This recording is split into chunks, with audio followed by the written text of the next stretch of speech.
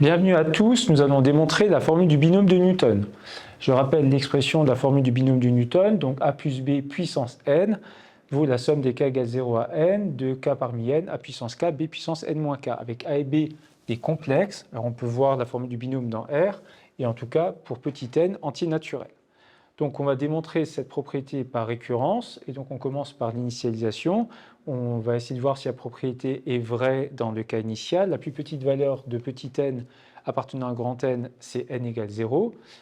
On est face à une égalité. Pour démontrer une égalité, plusieurs possibilités. Soit on part de la gauche et on arrive sur le membre de droite, soit on part du membre de droite, on arrive sur le membre de gauche, ou alors on part de la gauche et on part de la droite et on arrive au même point. Nous, c'est ce qu'on va faire. Alors, souvent, les élèves se demandent comment savoir si on doit partir de la gauche, partir de la droite, partir des deux, arriver à un endroit commun. Ça, c'est l'expérience qui va vous le dire. Vous pouvez toujours essayer de partir de la gauche, voir si vous arrivez à la droite. Quand vous êtes bloqué, repartir de la droite. Soit en partant de la droite, vous arrivez sur la gauche, soit en partant de la droite, vous arrivez à un point intermédiaire que vous avez atteint en partant de la gauche. Et donc, on va s'intéresser, nous, à la situation où n égale 0. Donc, j'ai a plus b puissance n qui vaut a plus b puissance 0. Et a plus b puissance 0, par définition, par convention, vaut 1. Maintenant, je vais calculer le membre de droite. Somme des k égale 0 à n qui vaut 0, des k parmi 0, a puissance 0, b puissance 0 moins 0. Or, dans cette somme, k va de 0 jusqu'à 0, donc k n'a qu'une seule valeur, donc il n'y a qu'un seul terme dans cette somme, et ce terme, c'est quand k vaut 0, c'est-à-dire 0 parmi 0, a puissance 0, b puissance 0. Or, par convention, a puissance 0, comme on l'a dit avant, avec a plus b, vaut 1, b puissance 0 vaut 1, et 0 parmi 0 vaut 1. Pas par convention, hein, ça c'est par définition. Et donc on tombe sur 1, les deux étant identiques, notre propriété est vraie pour n égale 0. Maintenant, on va s'intéresser à l'hérédité. On suppose que la propriété est vraie pour un n fixé. Il y a certains profs qui aiment bien changer la lettre. Donc, on va garder la même lettre. Donc, pour un n fixé, attention, ce n'est pas un quel que soit n, là, c'est il existe un n tel que la propriété est vraie. Montrons alors que la propriété est vraie au rang d'après, au rang n plus 1. Et donc, cette fois-ci, il faut montrer l'égalité là, à la place d'avoir n, avoir n plus 1. Cette fois-ci, on va partir de la gauche, comme très souvent. Donc, je conseille toujours d'essayer de faire ça. On part du membre de gauche et on va essayer d'arriver sur le membre de droite. Alors, on va voir que c'est une démonstration qui est quand même assez longue, avec plusieurs étapes. Ce qui est important, c'est de ne pas l'apprendre par cœur, mais de connaître les étapes clés. Donc, déjà savoir qu'on part de la gauche. Donc, on veut démontrer que a plus b puissance n plus 1 vaut somme des k égale 0 à n plus 1, des k parmi n plus 1, a puissance k, b puissance n plus 1 moins k. Donc a plus b puissance n plus 1, alors là c'est une technique qui est ultra fréquente, vous devez immédiatement penser au fait que c'est a plus b fois a plus b puissance n. On décompose la puissance n plus 1, alors là je l'écris, au lieu d'écrire a plus b puissance n fois a plus b, j'écris le contraire parce que ça m'arrange, mais c'est vraiment ultra fréquent. Dès que vous voyez une récurrence avec une puissance n plus unième, vous décomposez en deux. Nous, on a notre hypothèse de récurrence, on sait qu'elle est vraie, vu qu'on vient de supposer que la propriété est vraie au rang n. Donc, vu qu'on sait qu'elle est vraie pour un n fixé, notre n à nous, on sait que ce truc-là vaut, par hypothèse de récurrence, vaut cette expression. Donc, on va pouvoir la remplacer et on obtient a plus b facteur de somme des k égale 0 à n, des k parmi n, a puissance k, b puissance n moins k. Et maintenant, il faut avoir des idées. Alors, une des idées est de se dire, ici j'ai une expression, je vais pouvoir la développer, ceci est un nombre, moche et long et grand et tout ce que vous voulez, mais ça reste un nombre, et donc un nombre fois a plus b, c'est a fois ce nombre, plus b fois ce nombre. C'est exactement ce qu'on va faire, on va dire que c'est a fois la somme des k égale 0 à n, des k parmi n, a puissance k, b puissance n moins k, plus b fois, la même chose, somme des k égale 0 à n, des k parmi n, a puissance k, b puissance n moins k. Et maintenant, il faut connaître certaines propriétés des sommes. on a une propriété de la somme. Ici, on voit que c'est A fois tout ça. Donc, en fait, on a un A en facteur. On va pouvoir, comme on a fait ici, on a dit que c'était un nombre fois une somme, c'est-à-dire chaque élément de la somme fois ce nombre. Et bien ici, on va pouvoir faire la même chose et dire que A va multiplier tous les éléments à l'intérieur de cette somme. Et donc, on tombe sur la somme des k égale 0, k égale 0 à n, des A fois k parmi n, A puissance k, B puissance n moins k, plus somme des k égale 0 à n, des B fois k parmi n, A puissance k, B puissance n moins k. Donc là, j'ai juste utilisé ce qu'on appelle la linéarité de la somme, c'est-à-dire dire que si j'ai un facteur dans ma somme, je peux le factoriser et le sortir de ma somme. Donc là, je l'ai fait dans le sens contraire, c'est que je l'ai distribué. Et maintenant, on va pouvoir réfléchir un petit peu et se dire, tiens, ici, j'ai un nombre fois un nombre fois un nombre fois un nombre.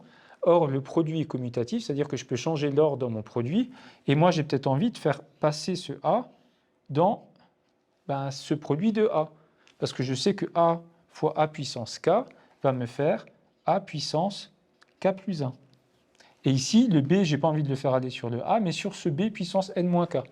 Et ce B puissance n-K va me faire B puissance n-K plus 1.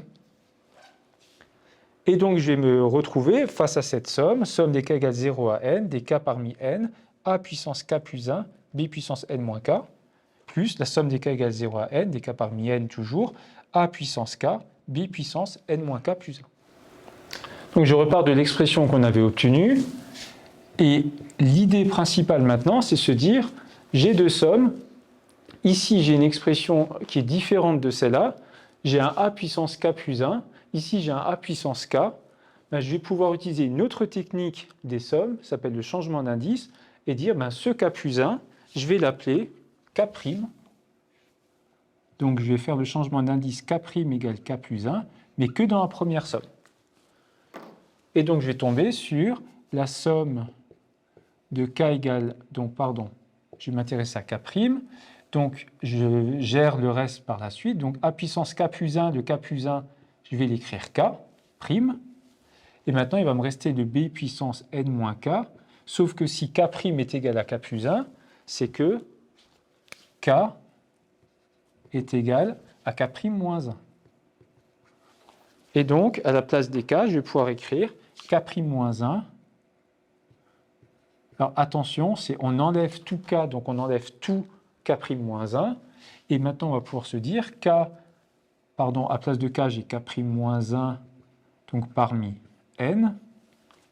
Et vu que K va de 0 à N, K' va aller de, quand K vaut 0, K' vaut 1. Et quand K vaut N, K' vaut N plus 1. Plus l'autre somme à laquelle on n'a absolument rien fait. Donc A puissance K, B puissance N moins K plus 1. Et maintenant, on voit qu'on a une somme en K' et une somme en K, et nous, on va vouloir les faire interagir, donc on va utiliser une autre propriété de la somme qu'on appelle l'indice muet, c'est-à-dire si je fais la somme ici sur K égale 0 à N, ou sur I égale 0 à N, ou sur J égale 0 à N, si j'ai mon indice qui s'appelle I, J ou K, ça ne change absolument rien. Et donc ici, mon K', je vais le retransformer en K. Donc c'est pour ça que je l'appelle K', parce que derrière, je dis à mes élèves d'enlever le prime, et ça leur permet d'obtenir directement, soit ils l'effacent avec le doigt au tableau, mais d'obtenir en tout cas directement leur expression en ayant fait le changement d'indice, mais en retrouvant de nouveau le même indice qu'au départ. Mais en ayant fait un changement d'indice quand même. Donc ce n'est pas l'expression identique. Et maintenant que j'ai cette expression, je vais remarquer une chose intéressante, c'est que j'ai bien du A puissance K, et qu'ici, B puissance N moins K moins 1, c'est B puissance N moins K moins 1 plus 1. Et j'ai la même expression qu'ici. Attention, le coefficient binomial qui est devant, lui, est différent. Alors je vais vouloir utiliser cette propriété, et pour ça, je vais essayer de fusionner ces deux sommes. Mais avant de pouvoir faire ça, j'ai un autre problème, c'est que j'ai finalement pas les mêmes indices. Une fois je commence à 1, une fois je commence à 0, une fois je finis à n plus 1, une fois je finis à n. Donc je vais m'intéresser aux indices communs. Et les indices communs, ça va aller de k égale 1 jusqu'à n. K égale 1 jusqu'à n, et chaque fois inclus dans les deux sommes. Et donc je vais dire que cette somme, c'est la somme pour k égale 1 jusqu'à n, et je vais prendre le terme en n plus 1, que je vais mettre tout au début, parce que ça m'arrange. À nouveau, ça on le sait, parce qu'on a essayé de rendre la démonstration la plus propre possible, et pour ça nous oblige à faire des choix qui ne sont pas forcément intuitifs. Et donc je vais commencer par sortir le terme quand k est égal à n plus 1. Donc là, il faut juste être un petit peu attentif. Quand k est égal à n plus 1, je vais avoir n plus 1 moins 1 parmi n, a puissance n plus 1, et b puissance n moins n plus 1 moins 1. Plus la somme quand k va de 1 jusqu'à n, cette fois-ci, j'ai enlevé le k où k égale n plus 1, le k CAS, donc des k moins 1 parmi n, a puissance k, b puissance n moins k plus 1, que je vais écrire n moins k plus 1 directement comme ça. Et maintenant, j'ai cette deuxième somme. Je vais faire la même chose, je vous ai dit, on veut avoir la somme commune de k égale 1 à n, donc j'ai le k égale 0 que je vais sortir, mais après.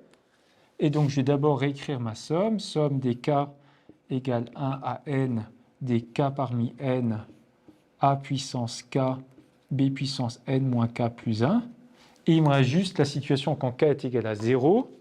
Donc, le k égale n plus 1, celui-là, c'est celui-là. Comme ça, j'utilise un code couleur. Et celui-là, là, k égale 0, ça va être celui-là. Et donc, plus, quand k est égal à 0, ça va me faire 0 parmi n, donc 0 parmi n, a puissance 0, b puissance n moins 0 plus 1. Alors ça, c'est l'étape où il faut savoir qu'on doit découper la somme en deux. Chaque fois, chaque somme, on la coupe en deux en enlevant un élément extrême. Et on va essayer de calculer ces éléments extrêmes.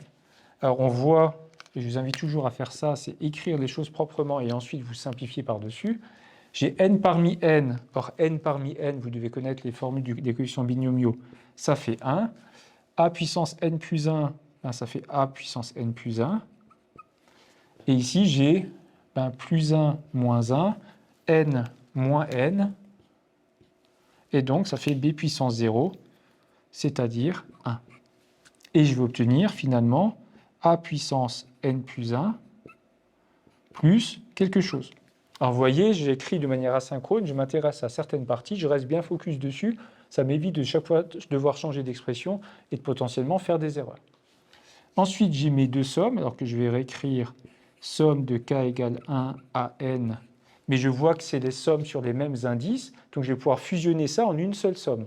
C'est la somme des k égale 1 à n de deux choses, de ce truc-là. Je vais réutiliser un code couleur. Donc de k-1 parmi n fois a puissance k, b puissance n moins k plus 1, plus, et tout ça, ça va être dans la somme, donc ça c'est cette expression-là, c'est la même. Et tout ça dans ma somme, avec l'expression ici, c'est-à-dire k parmi n, a puissance k, b puissance n moins k plus 1. Et ça, c'est l'expression bleue.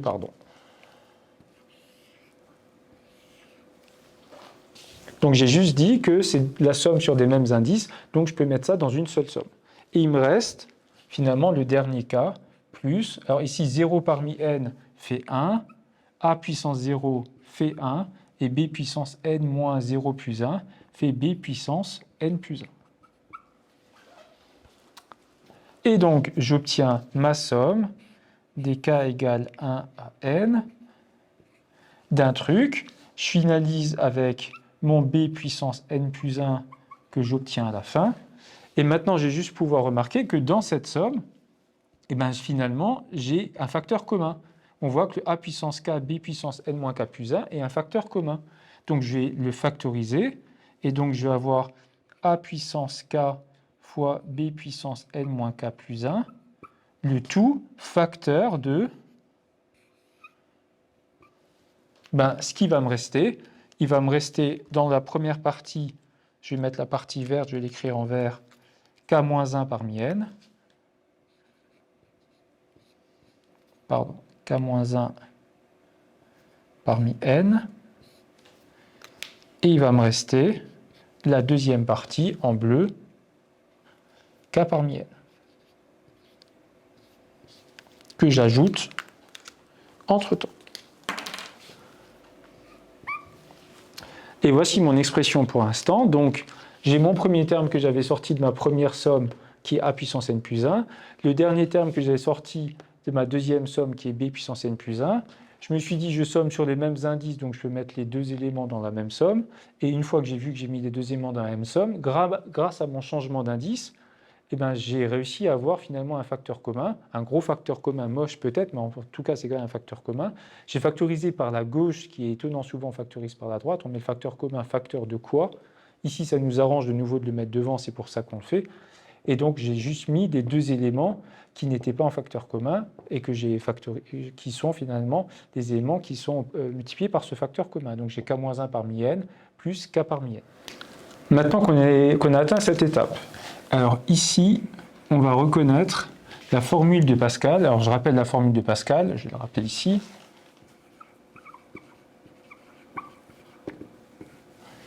Donc on a pour tout n, pour tout k dans 0n, k parmi n plus k plus 1 parmi n est égal à k plus 1 parmi n plus 1.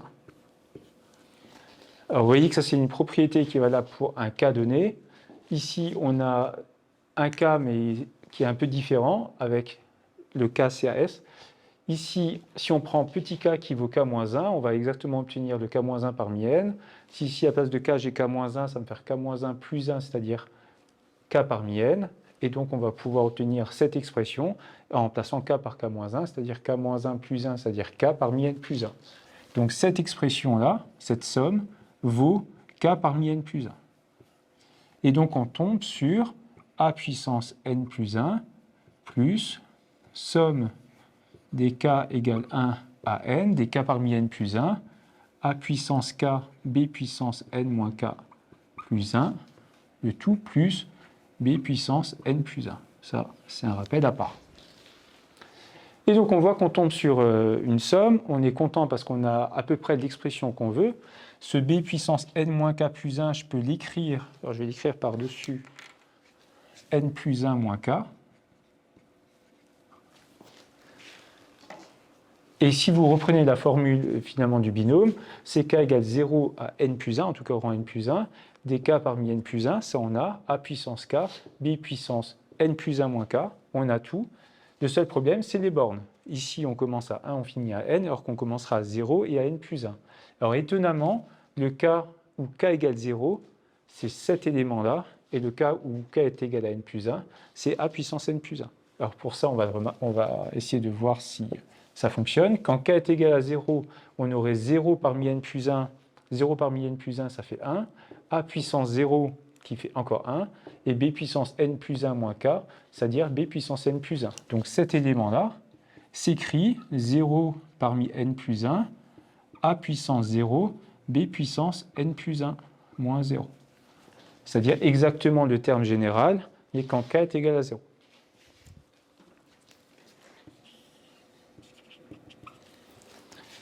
Toujours notre somme au milieu, plus somme des k égale 1 à n des k parmi n plus 1 a puissance k, b puissance n plus 1 moins k.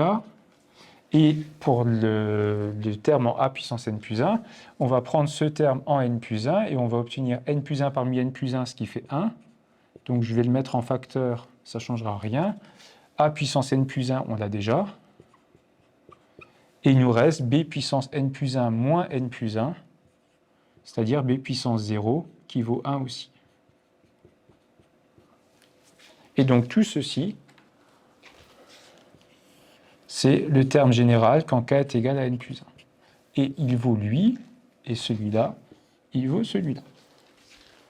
Parce que je vous rappelle, n plus 1 parmi n plus 1 fait 1, b puissance 0 fait 1, 0 parmi n plus 1 fait 1, et a puissance 0 fait 1. Et du coup, on a bien toute notre expression ici qui représente dans tous les cas qui vont de 0 jusqu'à n plus 1. Donc, on tombe bien sur la somme des k égale 0 à n plus 1, des k parmi n plus 1, a puissance k, b puissance n plus 1 moins k, qui est l'expression de la formule du binôme pour petit n qui vaut n plus 1.